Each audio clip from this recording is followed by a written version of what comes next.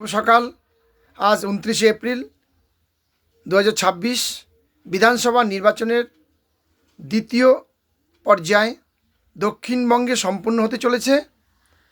তাই দক্ষিণবঙ্গে সকল সনাতনীদের প্রতি আহ্বান, আপনারা নির্দ্বিধায় আপনার মৌলিক অধিকার ভোটদান প্রদান করুন এবং এমন এক হিন্দুত্ববাদী বা হিন্দুদের হয়ে যে রাজনৈতিক দল কথা বলছে তাদেরকে বিপুল ভোটে জয়যুক্ত করে পশ্চিমবঙ্গে মসনদে এমন এক শক্তিকে প্রতিষ্ঠা করুন যাতে আগামী প্রজন্মের আমাদের হিন্দুত্বের অস্তিত্ব রক্ষা হয়। তাই নির্দ্বিধায় আপনারা ভোটদান পর্ব 100% সম্পন্ন করুন।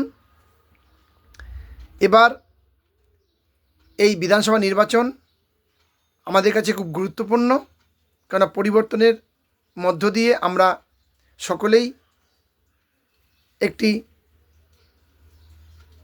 সংস্কারযুক্ত এবং স্বচ্ছ সরকার, দুর্নীতি মুক্ত এমন এক সরকার প্রতিষ্ঠা করতে আমরা চলেছি, যাতে আগামী দিন আমাদের পশ্চিমবঙ্গের কর্মসংস্থান, শিক্ষা যা কিছু আছে যাতে আরও উন্নত হয়।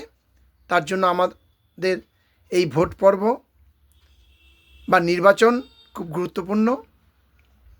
তাই শেষে আমি সেই গীতার সেই অমূল্য বাণীটি আমি বলছি,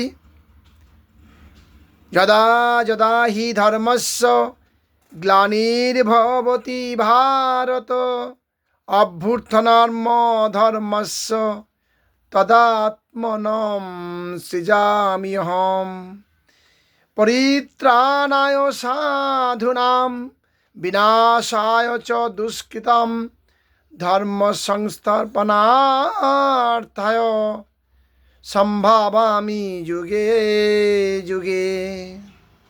হে ভারত, যখনই ধর্মের গ্লানি হয় এবং অধর্মের অভ্যুত্থান হয়, তখন আমি নিজেকে প্রকাশ করে অবতীর্ণ হই সাধুদের পরিত্রাণ এবং দুষ্কৃতীদের বিনাশ করার জন্য এবং ধর্ম সংস্থাপনার জন্য আমি যুগে যুগে অবতীর্ণ হই।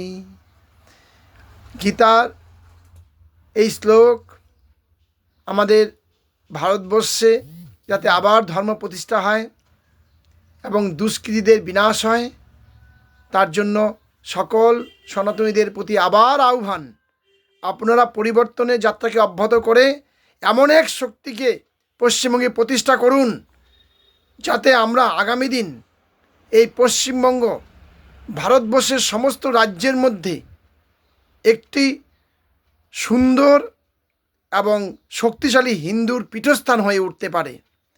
তাই সকল ভোটারদের আবার শত সহস্র প্রণাম এবং দণ্ডবত। ঈশ্বর সকলের মঙ্গল করুক। আজকের এই নির্বাচন যাতে শান্তিপূর্ণ হয়, আমরা সকলেই ভগবানের কাছে প্রার্থনা করব। আপনারা নির্ভয়ে আপনার নিজস্ব মৌলিক অধিকার ভোটদানটি প্রদান করুন।